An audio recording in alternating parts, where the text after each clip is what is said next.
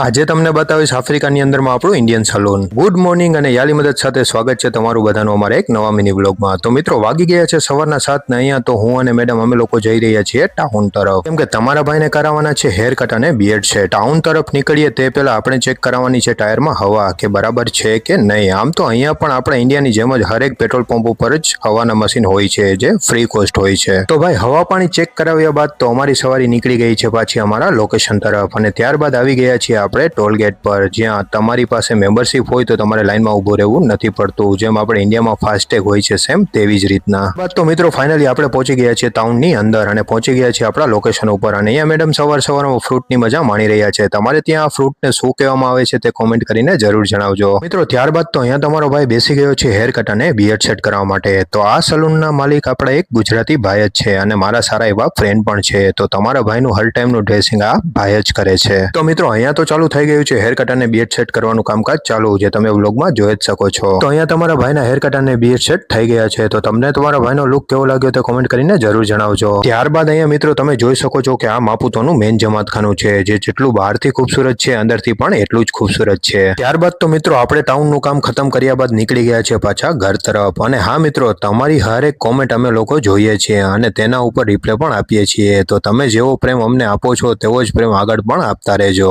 અને તમારો પ્રેમ જ અમને નવો કોન્ટેન્ટ બનાવવા માટે પ્રેરિત કરે છે. તો ચલો ફાઇનલી પહોંચી ગયા ઘરે, અને આજના નાસ્તામાં છે ગરમા ગરમ વણેલા ગાંઠિયા સાથે જલેબી. તો ચાલો બધા નાસ્તો કરવા. તો આ હતો આજનો અમારો મિની વ્લોગ. મળશું એક નવા મિની વ્લોગમાં, ત્યાં સુધી બાય બાય.